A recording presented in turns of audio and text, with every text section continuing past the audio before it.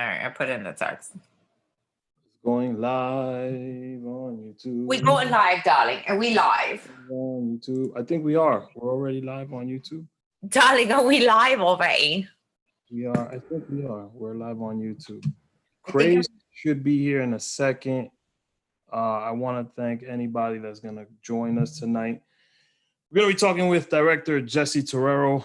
Our director for our show is actually away on his honeymoon, so I'll be looking. I can't believe he just like direction. From one director to another. He's like, "Oh, you guys are gonna have a director. Bye."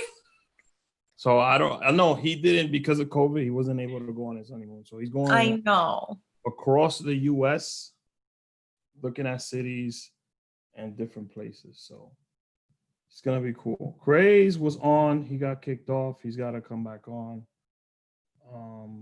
We're waiting for him.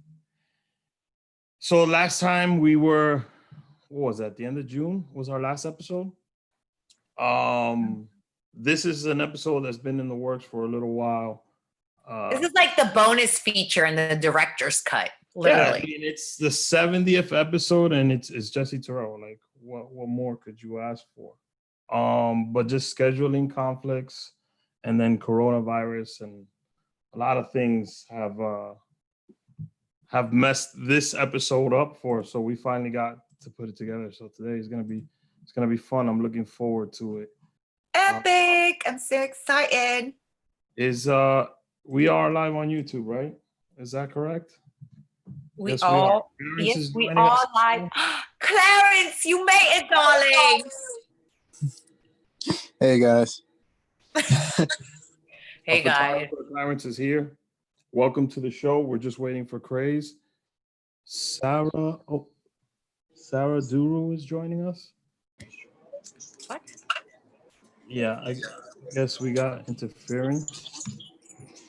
Hey, Sarah. Hi. Oh. Hey, guys. Hey, Rick. Hey, how's it going? Good. How are you? I'm imagining that's your wedding photo that's up. I know it is. I just got married. Congratulations. Congratulations. Congratulations. Thanks, guys. Thanks. It was 2 weeks ago. So COVID wedding. Our director of our show also had his was on March 14th, but he's on his honeymoon right now because he wasn't able to go on his honeymoon because of COVID. So yeah. Where is he? He's going, I don't know I think he's in Chicago guys, today. We're on live. Jessy Terrero is coming up in a bit. Hi guys. They're all listening. Say hi, guys. Perfect. Just, making sure everybody knows. Tune in right now. We're live on YouTube. Hey y'all. So Craze is here. Welcome to the show. I'm your host, Rick H. To my left or right, depending on how you're watching this, Craze Boogie and Jaylah Sandoval are here today. Our director is joining us via Chicago today. So I'll be doing the directing of this episode. Clarence is here. Benny Banks will be back for season 6 at the end of August. We'll talk about that. Tonight's guest is Jessy Terrero, director, producer, casting. He does it all. If you've seen the Nicky Jams documentary on Netflix, El Ganador, that was directed by Jessy. The Maluma. I finally get to talk about it without you guys yelling at me for it. Woohoo! The Maluma documentary on YouTube was also directed by Jessy, as well as a ton of music videos. The movie Soul Plane, I think the movie Gun as well with 50 Cent. So he's done a lot. And not only that, he hasn't even he barely even talks or touches on the movies he's actually been in. Oh. Damn, I didn't know. I gotta check his IMDb. Good job, Craze. We're just waiting for Jessy to log on. But Craze, it's been 3 weeks. How have you been? It's been 3 fucking weeks, man. 3 or 4 weeks, maybe more. The thing is, bro, my concept of time. Actually, it's been a month exactly since. Craze, you know how crazy it's been? Let's put the time spectrum for real. The last time we spoke, Rick was a soon-to-be dad. And now Rick is a dad. My son is. Come on, guys! Congratulations! Congratulations with that, man. Rick That's is cute. officially a daddy. He's like, so how's everybody? Like his whole life didn't change with the child. My life changed dramatically. Craze knows, and you know too. Midnight feedings and all that. We're getting a little feedback. I'm not sure what that is. Is that the other? There we go. No, that's better. That's better. There we go. Yeah, midnight feedings and changing of diapers. That's what I've been doing. Welcome to parenting. 16, 17 months. And Wait make sure till you take diarrhea notes, and throw man. up is a thing. I need all your notes for the future. There's definitely a lot of apps that you can use now. Now Yep. logging in live from California. I think he's in California. Director Jessy Terrero. Jessy, welcome to the show. What's up? What's going on? It's a pleasure to have you on.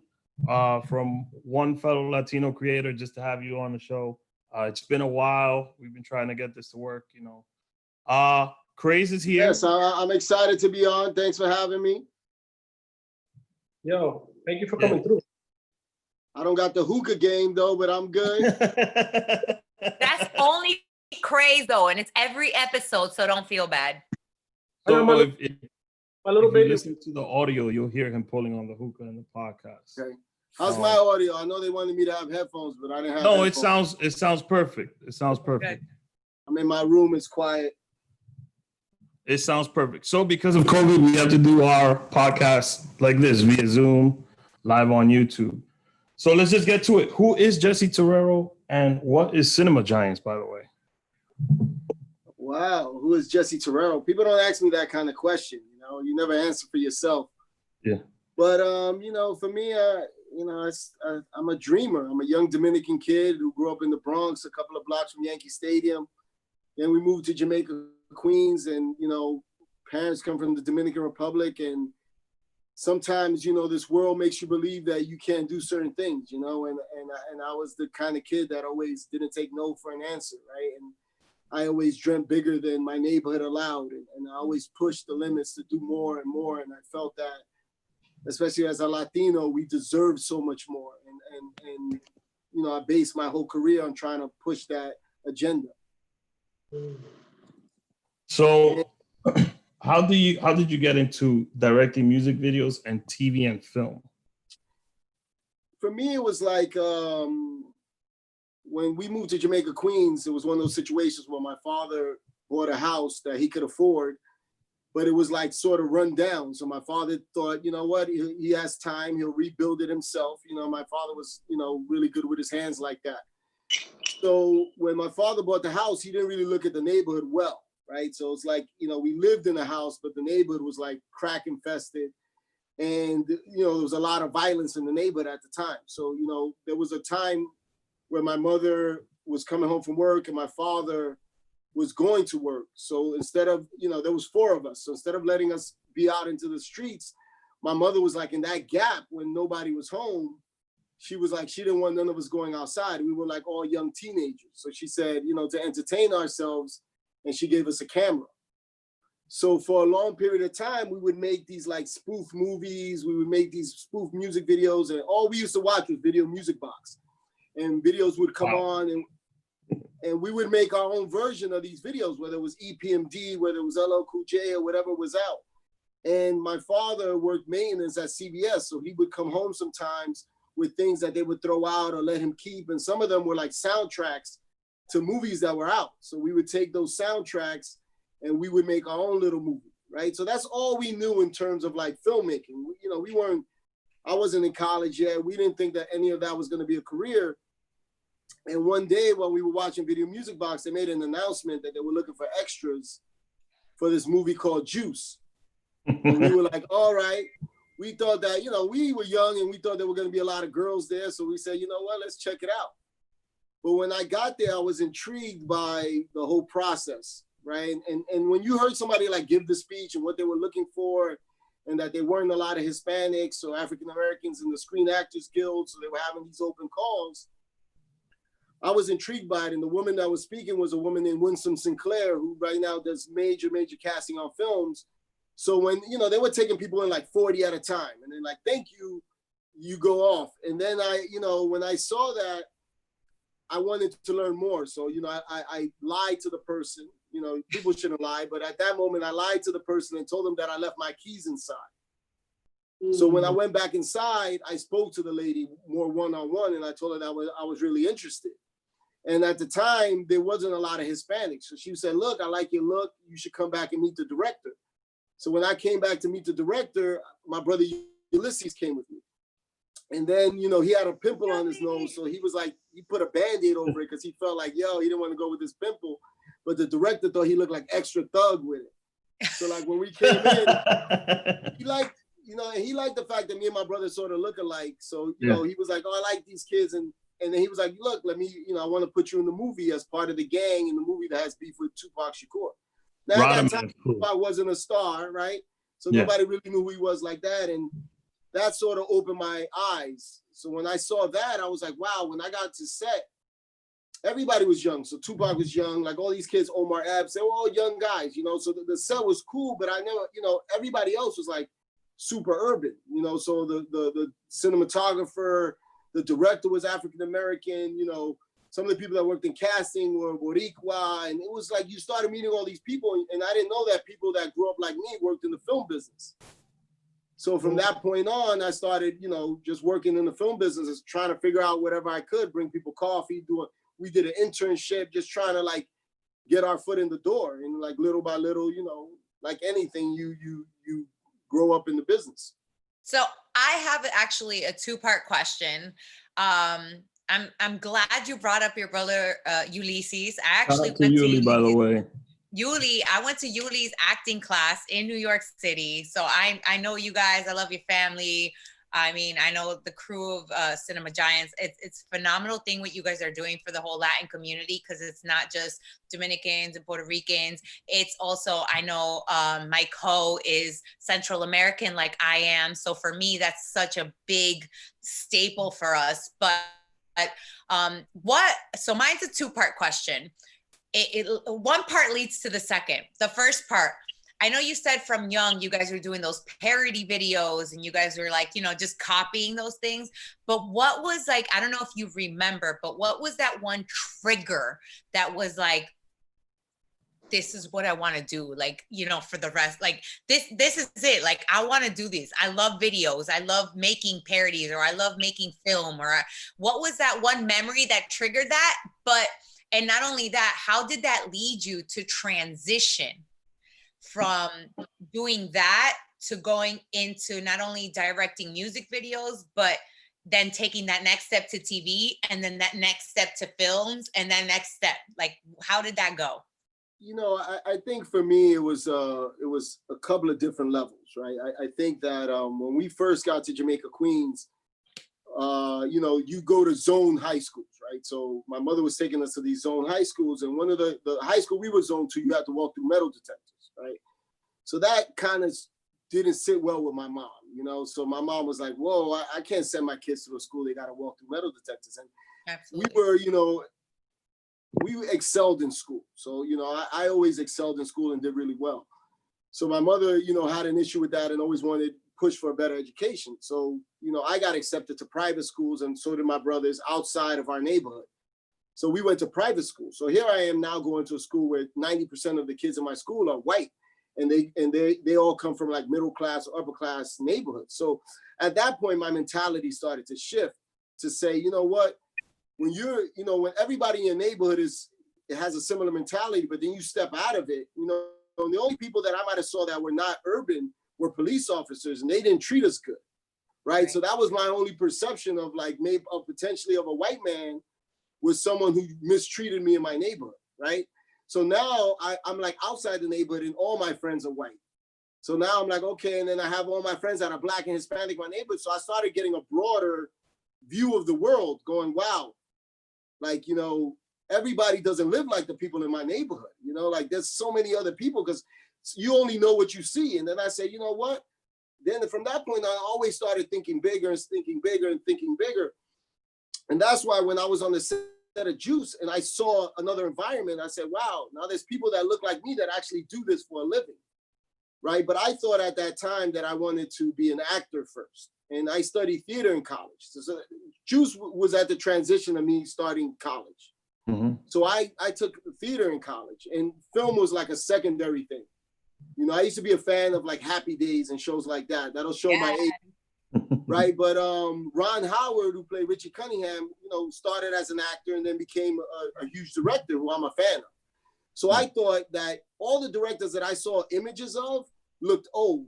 So I said, okay, I'm going to be an actor first and then a director when I'm old, because, you know, all the directors look old. So it wasn't something for, you know, when I was in college at 18, 19, that I thought I could be a director. It's like So it was part of the process. Yeah. So I studied theater, and I was still like playing around, working on films. And then I did my share of acting. But it was at some point my resume looked exactly the same. It was like Thug 4, Thug 3, you know, Drug Dealer 1. You know, it was all like similar things, you know. And some friends of mine that I met on the set of Juice that were Boricua, you know, told me that they were getting ready to do a movie called I Like It Like That. And that movie at the time was the first film being produced by the studios that had an all Latino cast, right, in New York City. So they said, you know what, Jesse, I know you want to be an actor, but in order for us to make change, we need more people behind the scenes, because a lot of the decisions are done behind the scenes. We need more writers, we need more producers, we need more directors. So I decided to drop out of school at that moment, right, and take this internship because it was during my third semester. Mm-hmm.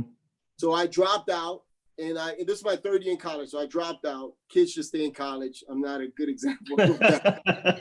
I'm not preaching that. I'm just saying I took time off at that moment to do this internship because But at least you use college, and that's what a lot of people don't understand. Sometimes college can just be the tool to propel you to where you need to know where to go, because without knowing some type of guidance, you wouldn't have gotten there. So it's not that you dropped out for a bad reason. You dropped out because you had a better opportunity, which is what is the point of college.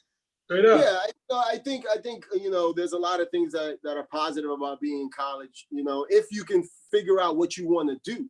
A lot of people just sit through college and just spend 4 years, but they don't really know. Like, they don't go in there with like the love of something. Like, I want to study, or I want to make a change and do this. So when I got the opportunity to do the internship, I worked on the film, and I work behind the scenes now. And I started seeing the structure of the way a movie gets made and the way decisions get made. And that opened my mind again. So these are all like parts, you know, nothing happens overnight. So these are all like jewels that you get and information that you get along your journey. And then after I Like It Like That, you know, because of the internship, we started getting other opportunities, and the music video thing started becoming really popular in New York. So we started working in production on music videos. But now the directors in music video was a different vibe. They were younger, you know, so that opened the door to say, oh, wow, here you start seeing the Hype Williams of the world, the Paul Hunters, the F. Gary Grays, the Diane Martells, and they were like a younger group of kids doing these videos, you know, younger adults. So then working on that, you know, it opened my eyes to say, oh, wow, maybe this is something that I can do as well, right? So, you know, it's all was part of the process. It wasn't like it is today where you just wake up and say, I want to be a director, and you put that hashtag on your Instagram and you're a director. Back then, it was like years before they gave me an opportunity. Like, you know, it was like 3 years of picking up laundry and bringing people coffee, 2 years of cleaning the floors, 2 years of doing this. 1 year standing in the corner telling people you can't walk by the set, you know, it was years and years and years till you got an opportunity. Now it's like, you're just a director overnight. It's Please preach that. That's my point. I would love for you to continue preaching that. And that's such a valid point, because like, I know, like for me, and obviously, like, you are amazing. I love you, your brother, all the work you guys have put in throughout the years. And for me, I feel like I'm like here compared to where you guys are there.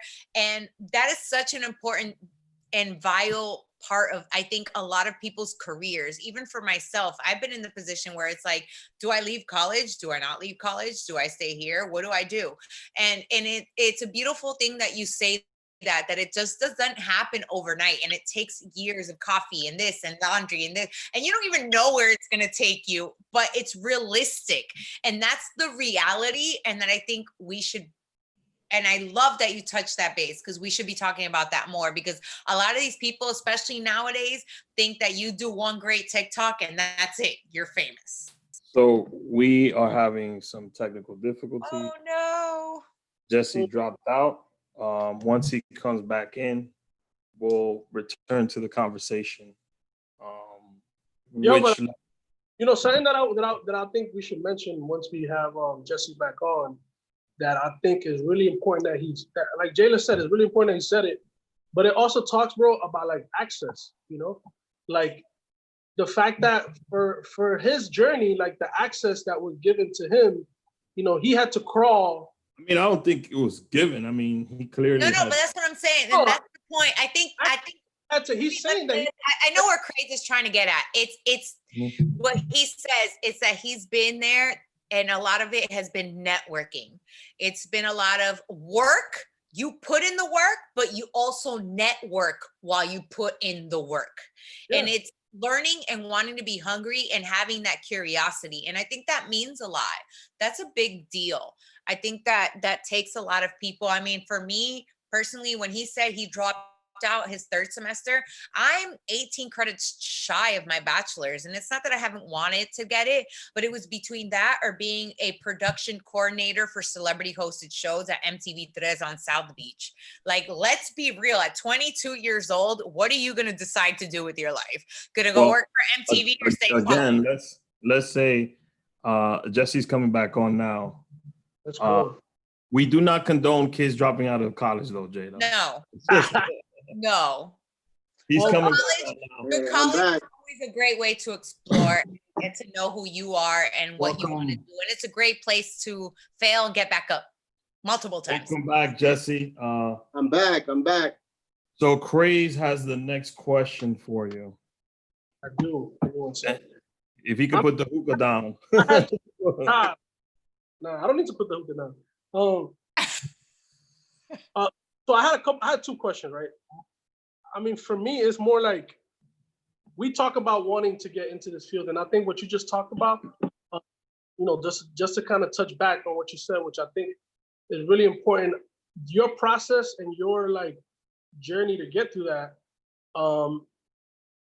is kind of what made it possible, I think, for like all of us. And like you're saying, like now you can, because of social media, because of the technology that's more available and the access that we have to all of this technology, you can get there much faster.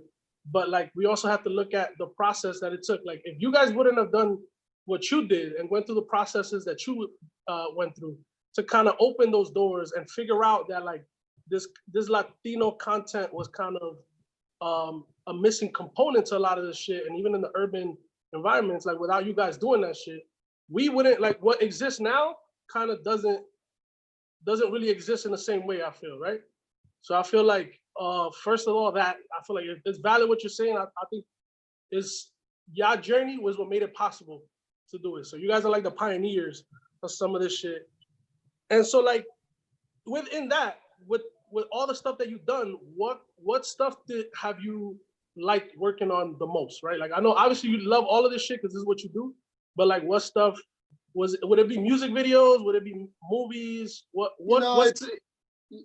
That's a hard question because when you're an artist and you're passionate, you love it all. Like you love all your projects, right? All your projects are like children you give birth to, you know, and you feel like you got to nurture this idea and this thing, and you got to see it grow up. And you know, of course, a music video is like quick satisfaction in a way, because I come up with an idea, but music videos I love so much because I can do anything. I can put an artist on the moon. I can come up with whatever outlandish idea, and I can achieve it pretty fast. And 3 weeks later, a month later, it's out on television, and I could be sitting in the barbershop and some dude cutting my hair. I'm like, this is some bullshit. Like, this video sucks. And like, I used to be in the barbershop always doing the countdown. You get like, you know, a real opinion on the work, and people respond automatically. When you work on a film, that's a year and a half of your life before anybody gets to see it. You know, I spent almost a year of my life working on Nicky Jam, more than that. It was probably 2 years in terms of like prepping it, getting it sold, coming up with the ideas for the episodes, interviewing the people that exist, going around and getting all the data of his life story, interviewing the individual people, finding what that story is, carving it out, getting approvals from him, going back and before we even started shooting, right? Then I spent 7 months living in Mexico City. We built it out of Mexico City, shot a lot of it in Mexico. Then I spent a month in Medellin. Then we went to Puerto Rico, to New York. So it's like, then there's all the politics to even just get it for the people to see it, right? So, I mean, I feel extremely proud with the Nicky Jam project. And, you know, that of course took a lot more of me, a lot more of my time. And I spent a lot more time with that child, right? And birthing that project and making it happen. And, you know, so they're all very important to me because you're an artist, you know, and sometimes we're an artist first and not a businessman. So people criticize me because, you know, sometimes I lose money or things, this and that. But, you know, for me, it's always about the idea first. You know, good work is always going to get more work, you know, and people, you know, fail to realize that. They think there's some other secret sauce and skill you can have to get work, but the work gets you work. You do really good. People respond to the work, you get more work. That's, you know, and that none of that comes easy, right? So it's always about putting your heart 100% and putting all your energy towards what you're doing. And that's why I try to only do what I'm passionate about. Like, you know, and sometimes I miss it. Trust me, I was hearing a song the other day that's hot, but you know, sometimes I get those songs and I just throw it right out the window. Back in the days when I used to get CDs, I used to throw shit right out the window. And then a month later, it's like a hit, but it just wasn't gonna resonate with me, you know? I'm not saying I'm the best A&R, but I gotta do stuff that I enjoy, that I love. I can't spend 14 hours on set listening to some dude sing the same over and over again if I dislike it. And you know, I'm not gonna do it for the money. And I shouldn't do it. I'm not the right director to do it if I didn't fall in love with the record. You know, I have to find something that I can associate myself with the record or feel confident about putting my name behind it and doing it, you know? You know, and the same with projects. When people bring me projects, sometimes they bring me stuff and, you know, and they're like, oh, this is about this, and these guys selling drugs here, and this guy, and look, I have no problem doing the gangster stuff, but I don't want to just be known for that. You know, I got a couple of projects that live in that space, and I can do a couple of drug dealer movies, but I can't do 20 of them. So, you know what I'm saying? I got to pick the one that works, whether they sell drugs or not. You're spreading the right message though, because you're doing it again for that passion for what you love and what you not only believe in. And I know obviously, you know, you're a girl dad, and you obviously yeah, that changed my perception about a lot of stuff too. And I know that, and I've seen that through the transition of your work, which how you've been molding and creating. And I know obviously as a creative, it takes a really hard time for that. So I just want to give you a little bit of kudos for that. The boys will make fun of me because probably in the last season, we can go back to like 4 or 5 episodes where bringing up the Nicky Jam. She's bringing up the Nicky Jam El Ganador series on every episode. We could have comedian Aries Spears on, and she would say, "Oh, Aries, you need to watch this show." Or appreciate that. Oh, and again, thank you. And it has to do with a lot of like, again, I'm Central American. I grew up, I don't have a lot of representation in what my culture is. So for me, I've had to adapt to other cultures, especially, you know, loving New York the way I do, adapt to being uptown and in the Bronx and being in Queens. And I've had to adapt to all of that. I was born in Long Island, but I was raised in South Florida. So for me, I'm a Miami, I'm a South Florida girl, pero New York has my heart. So for me, when all of this and what you, and I've seen you and your brother do, because I'm so close to my brother and I've been in his classes, and how you guys adapt with each other and the progress you guys try to grow as a family, not only as a family, but for your people, and the processes you have grown. Because not only I've seen you grow, not only with what you do, but with the artists you grow with and the people you grow around. And we were talking when you disconnected about it's the network. You know what I mean? Where you're networking, you're growing through that process of interning, you're growing through the process of working and going through that. So I just want to give you kind of like Thank you for that, because I've experienced Appreciate it on that. my own, and I feel like I haven't even touched what you guys have done. And it's so important to talk about that, because we live in such a world of perception with all this social media where everybody's just like, poof, out of nowhere, I'm a TikTok star. Poof, out of nowhere, I'm an Instagram model. Like, poof, out of nowhere, I'm an influencer. And I think for me and back in my days, and I'm only 32, like, that's not how it worked. You know, people who worked 10 years was like, oh, they came out of nowhere. No, I've been working 10 to 15 years to get here. You know, Yeah, so that's important to keep talking about.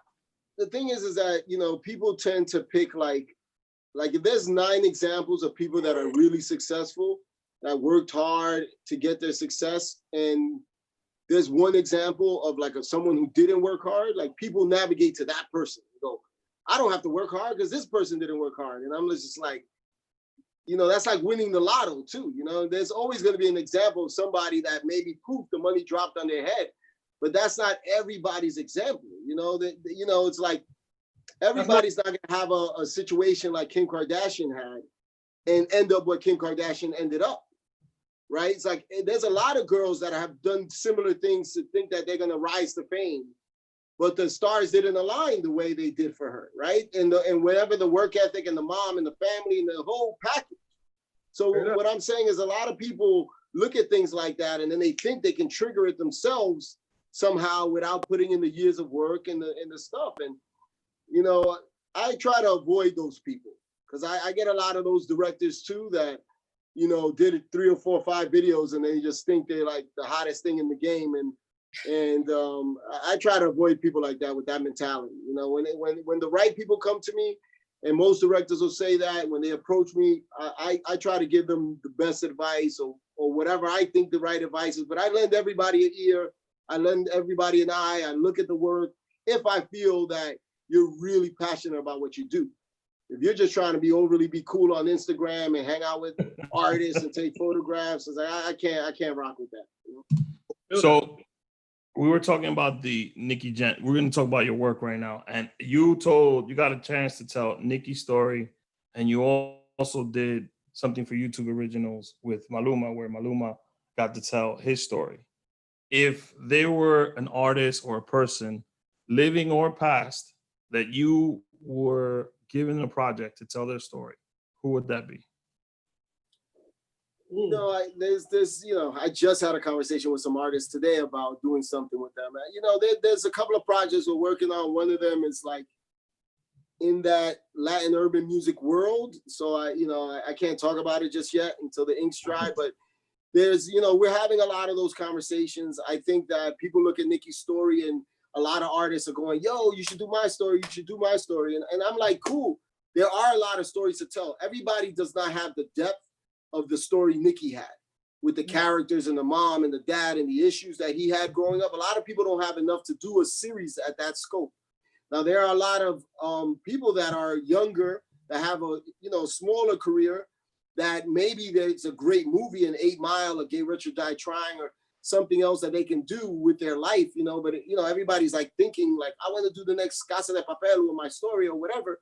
And sometimes it doesn't add up. So, you know, I'm trying to pick and choose sort of the things that I feel are right and going to resonate with me. And I've been talking to a lot of the artists because I do want to be that bridge. You know, I started in Juice at a time where in the sort of African-American community, the rappers were getting to a level that they were so big that they were crossing into film. And you saw Tupac and Ice Cube and LL Cool J and Ice-T, and you saw all these guys, Will Smith, sort of crossing into cinema.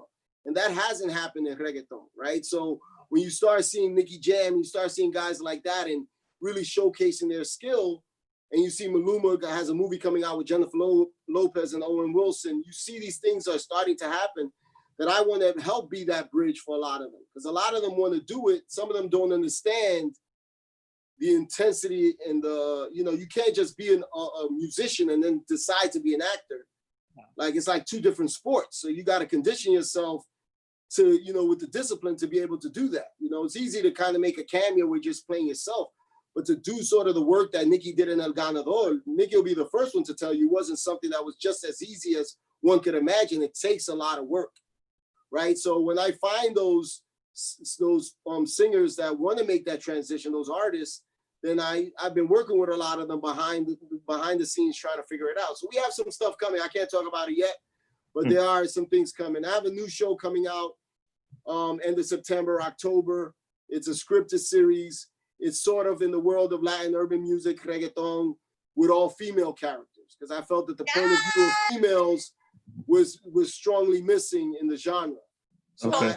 I created a story about these girls trying to make it in the music industry. It's not really about like some man coming in and saving the day. It's them doing it themselves, making the music themselves. And Nati Nadacha joined me on the project as an executive producer. So, there's a big female voice behind it, but, I'm really excited about it. It's called Bravas. Yay! Do you have any platforms or anything kind of set up for that yet? Or Yeah, no, we did it. We did it for YouTube Originals. So it's Okay. a YouTube original series, 8 episodes. Any dates? What's up? September. Late September? September, early October. We haven't finalized the date yet, but we're extremely excited about it. The show's done. We shot it all on location in Puerto Rico. All new talent, And my whole thing is when I was on the set of Juice, right? The one thing that I saw that Ernest Dickerson did is that, and in that era, Boys in the Hood, Menace to Society, all those directors, kids that nobody ever knew and gave them an opportunity. And part of our journey is to create the new stars, So in El Ganador, like choosing a kid like Darkiel, who never acted before, and guiding him through that process. And a lot of the talent in El Ganador wasn't recognizable to anyone. And it's giving these platforms to these new talent coming up. And that's what I try to do with Bravas, where it's like, I empowered a female writer that was one of the writers on El Ganador to be the head writer of the show, so that it was told, by female. She directed some of the episodes, and empowering that to make sure it wasn't like I'm trying to make a female show and then surround men, right? So we wanted to make sure that voice was heard properly. And we cast, a bunch of new girls that, the world is going to, see and hopefully fall in love with the way I did. Shout out to Lely, by the way. I love Lely. Yeah. She did Lely's in the series too. Lely's in this series. Lely did an amazing job. Shout out to Lely. Yeah. That's why I shouted her out, because I love Lely. And speaking about that, like, obviously without actually saying it, it's been said. And it's something that I feel like is so important for us. And I've always said this. I feel like for me, I've been talking about this movement about our Latino bridge and what you said, being a bridge about this, like bicultural, bilingual, bringing our artists into our world and doing everything kind of cross-cultural, the way we kind of were raised. Realistically, we were all raised this way. So for us, it's kind of natural. And I feel like not only me, but everybody has thought this way. If you're a bilingual, first, second, third generational, immigrant child, that we can do this. The representation matters, I think, has obviously been something you've mentioned without having to say it. And I think that's extremely important. But what are some other changes in the industry that you would like to see a little bit more? I know that there's a lot right now going on, obviously, and this is something I've always said, like, everybody else, we used to have Mundos, we used to have MTV3. We don't have those outlets anymore. And it's crazy that we had it then when we were so far ahead of where we are now, where we should have it more and it be a thing. But like, where do you see that? Where do you want the industry to like change? Like, what do you feel we're missing? Like, where do the growth need to be? These are the questions where you like, should I say the truth? Should I, everything I know, and trust me. Everything I say might get me in trouble. Oh, bro. The thing is that, for me to say that racism didn't exist when I first moved to Hollywood and that when sometimes you make deals with studios or you make deals with someone and you feel like, it's almost like they got a shelf of where the deals stand. Like, these are the good deals that we give to these guys, and he's Latino. This is your deal, right? And you're like, shit. So, half the time you feel like your budgets don't support what you're supposed to be doing. Absolutely. And then your counterparts are getting twice, 3 times, 4 times the money to do something that feels like mediocre to the stuff you're doing. You get 1/8 of the money because it's language, because it's Latino faces, and I'm just like, I'm already to the point where sometimes I'm frustrated because especially when you talk about reggaeton, right? And anything that's surrounding reggaeton is pop culture. It's one of the biggest driving music in the globe. Like it's not just artists right now. Like sometimes I would tell people the numbers of some of the artists and stuff like that, and they'll be like, yeah, but the audience. I'm like, yeah, none of my numbers were outside of the United States. Like I was only talking about arenas in the US. So let's do comparables to people who perform in the United States. Like these guys are doing 4 nights at Staples Center, 3 nights at the Garden. Like, so people are consuming the music here, right? But they always want to put some label on it. So sometimes I feel like we're supposed to work twice as hard to deliver some sort of work. Like there's no budget that comes with the work. Like when you watch your programming and you hit a button and goes, he made it for this amount of money, right? So like somebody's, watching these shows going, one show got $30 million and one show got $3 million, but you're watching one from the next. And as a filmmaker, it's hard because we got to do that level of work for 1/20th of the cost, and it sometimes is unfair, and I feel like when I was hearing Viola Davis talk the other day about her career and sometimes not getting paid equally, that's happening all across the board. So I feel like that's what I feel sometimes, the industry, and it's a mental thing too, because they go, maybe I'm doing a show and let's just use a number, they want to give me $5 million, but that same series somewhere else, they're paying 15, but in somebody's mind, they might say like, Jessy Terrero should be happy with the $5 million, like it's a lot of money for him. You know what I'm trying to say? Yeah. And I'm just like, wow, or sometimes they try to put you in a box and they're like, they only want you to do projects that have Latino faces. But that doesn't go the other way around. There's a lot of movies with Latino faces, African-American faces that are being directed by people that are not African-American or Latino, written by them. But they don't allow us sometimes to cross the other bridge. And they go like, oh, whoa, like, we're only going to show you these projects because they are Latino themed and these make more sense for you. And that's why I always tell people, I say, the camera I use is the same camera they use.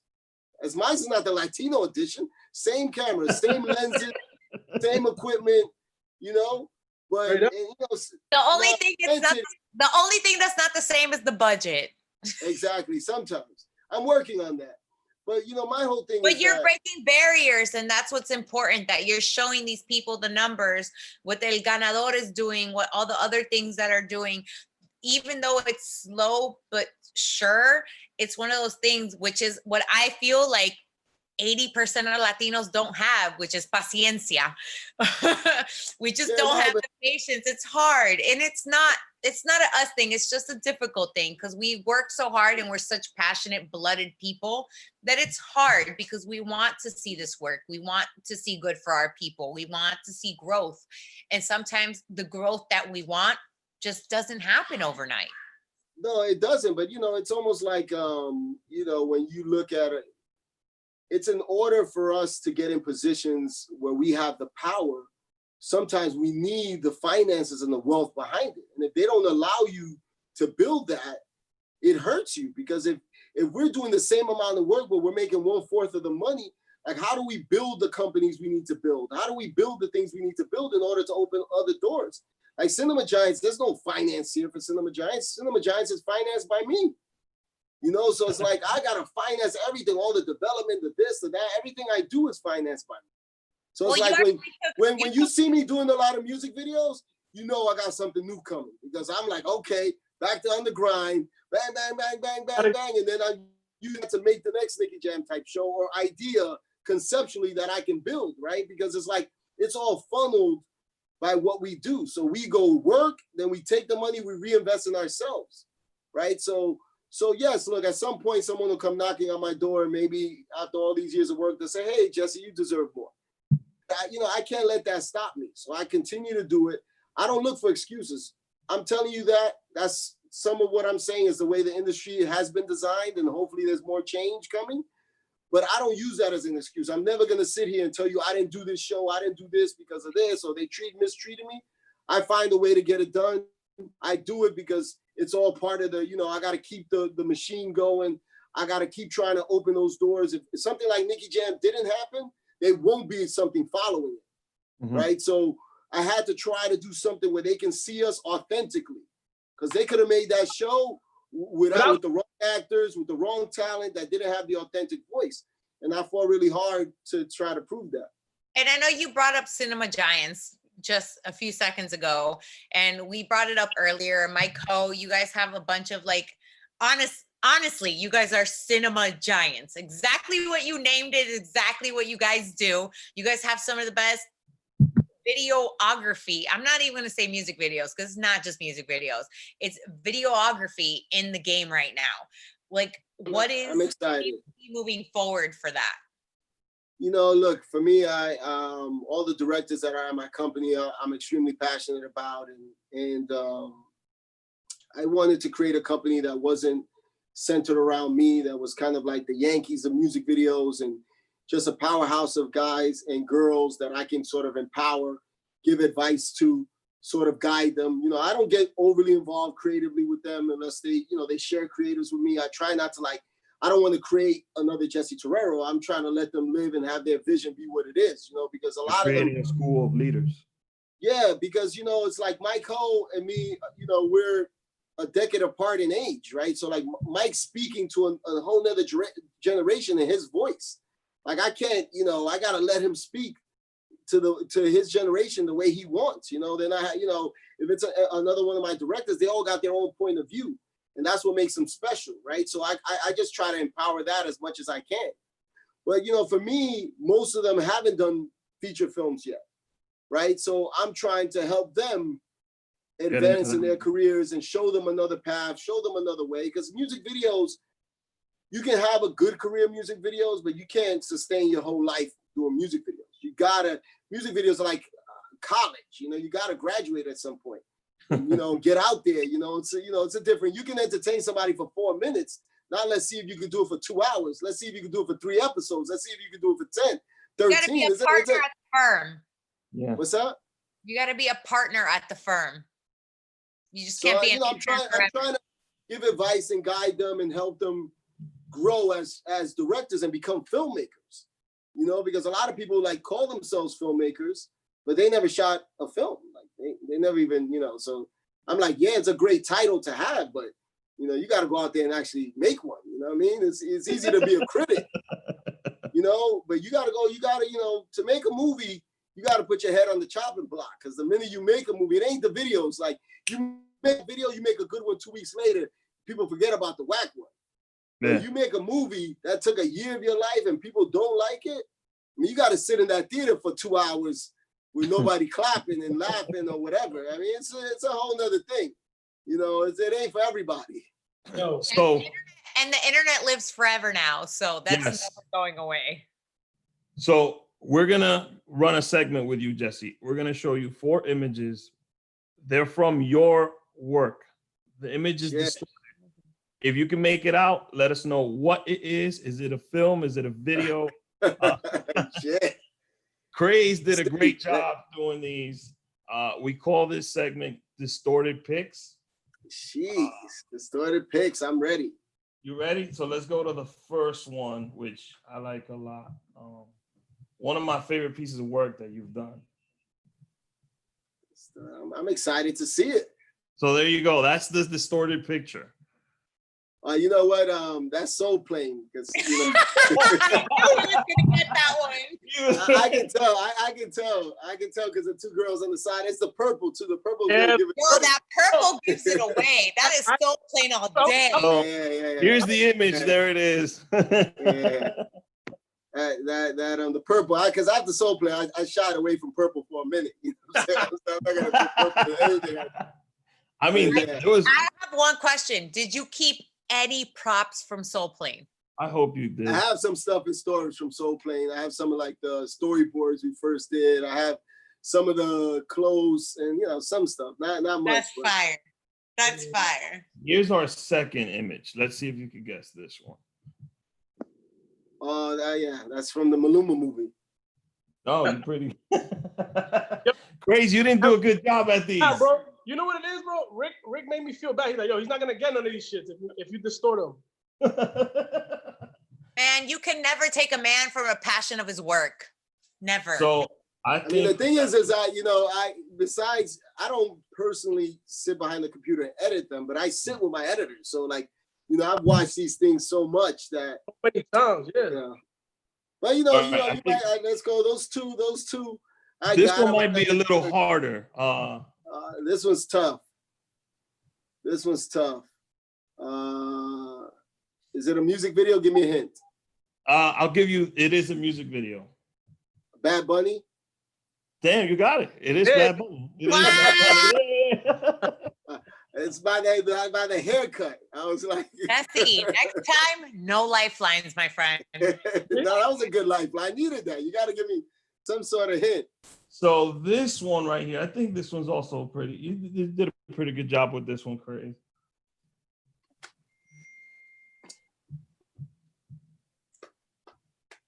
This is good though. I like this challenge. So that's the last one. Which one what do you think that is? It's not up. It's still Bad Bunny. Oh, it's still Bad Bunny. It's not up.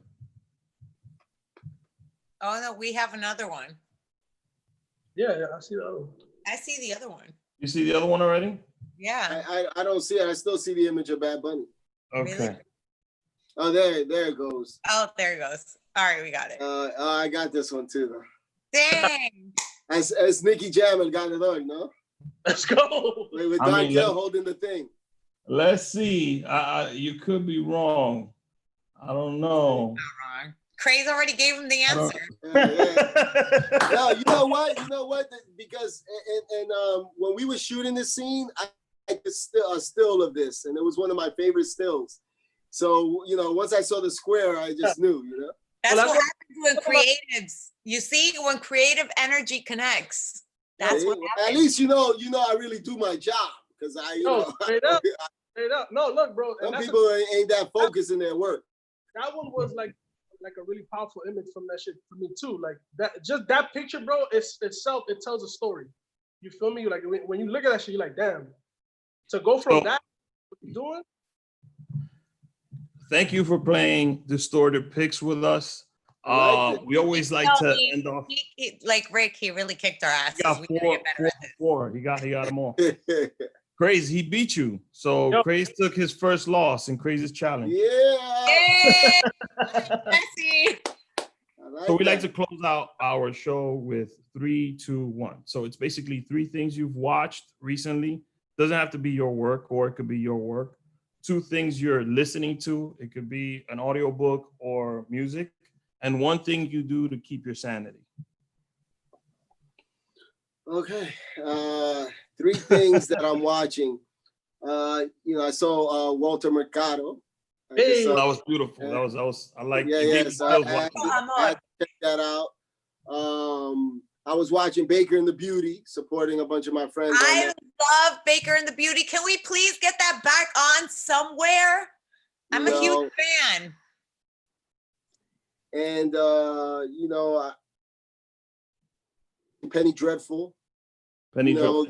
Yeah, because City of Angels right now. This was an all Latino cast too. One of my best friends, Adam Rodriguez, was on it, so I was supporting that.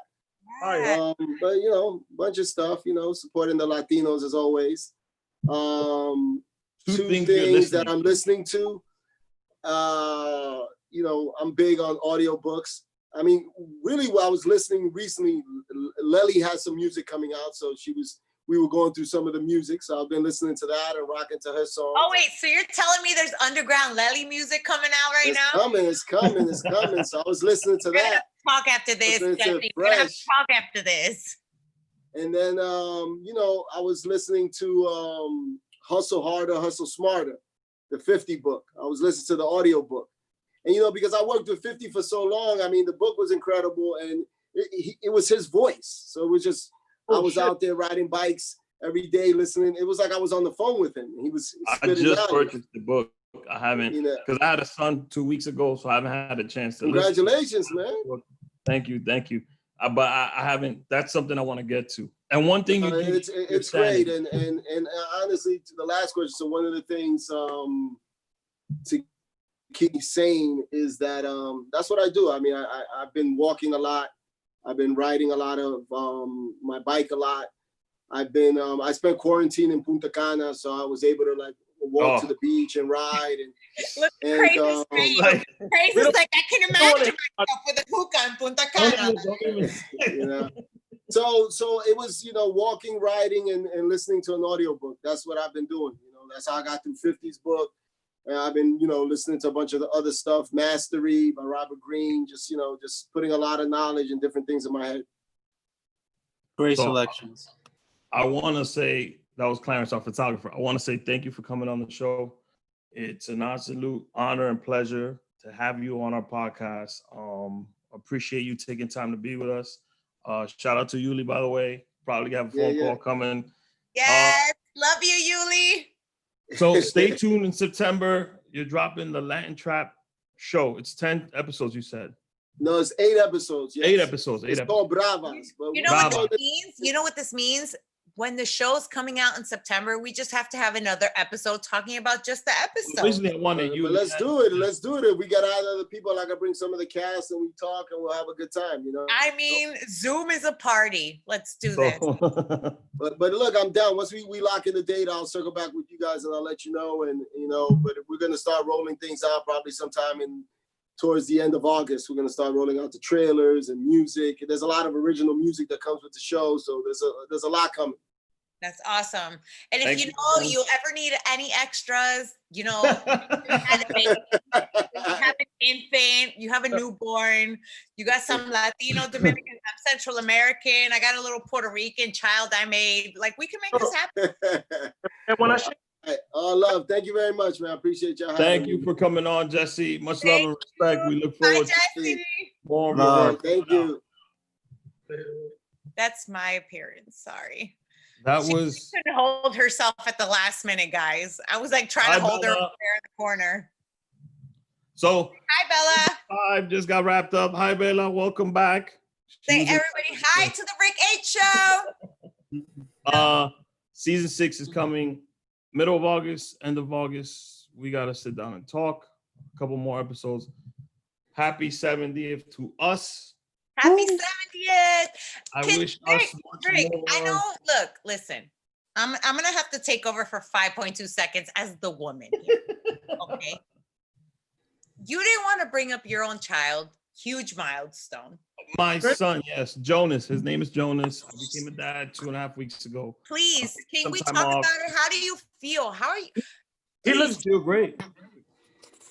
I feel great. How's Mama Bear? Huh? How's Mama Bear? Mama Bear's doing good. She's with him right now. She's doing terrific. It's just different perspective in life. I had a conversation with Craze about the moment when your son is born or your daughter's born. People tell you there's no way to describe it there isn't, the nurses thought I was going to pass out. I lost all the color in my face. I'm so happy you were at least there, especially during COVID. I was just stunned. That chance. So it's going through all the motions. It was crazy. But he's home. He's healthy. He's growing. He eats a lot. And then he'll be like this, hanging out on the Rick H Show. Hopefully. As you smile, he has his own show. Who knows? Maybe. After you've warned them for 3 hours not to come here. Anywho, but no, I'm very excited for you. I mean, obviously, new daddy, and congratulations, though, for real. Seriously, Thank you. I know you're like not like, but like, congratulations. No, I'm excited. It's just I no. I mean, like, you're just not talking about it like. No, I'm just excited. really. As a parent, you're excited, but it's a lot to take in. As far as like, we've only posted one picture of our son. I just very reserved with him and that.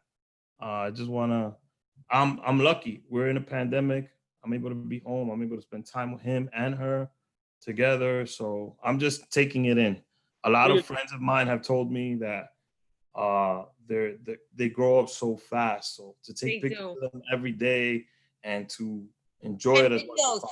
Actually, I think videos are more important than pictures, to be honest, especially now that we can do that, because then they grow up at you and they tell you that they don't want to do things. Well, Yeah. we're trying to do videos. I just has a couple videos of him. It's a lot, you know. I'm working full time. I'm still doing a lot of creative stuff on the side, and then we take care of him. So Enjoy what you can, and when you sometimes we forget to like grab the phone and take a picture because we're just no, and sometimes you don't need to. Yeah. But when the times are right, they will be there. Yeah, And bro. trust they me. have been so far. They've been amazing. My Enjoy it. son is going to be he's very attractive. He's a cute baby. He I've looks said like this, his mother then. I've said this statement before. Not all babies are cute, and if That's- I get killed for that online, it's fine. But he's it happened. an attractive guy. And Nah, he's cute. He does look a lot like you, bro. he be honest. looks like Does me. he? He has a lot of Jess's mannerisms, and he has facial features. He does look like me, but he also it's He like looks like you, but he acts like her. kind of, yeah. I would say that. That's my daughter. She looks like her father, but she acts just like me. So everybody thinks she looks like me. She doesn't. I feel like I think she does. I think she does. No. If you look at a picture of her father, trust me, you'll be like, "Ooh, you're right." So thank you guys for coming on, and happy 70th. Enjoy your summer. We'll announce when we're coming back. Craze, you got something to say before we go? I love y'all. Stay safe. Be nice to Jess. And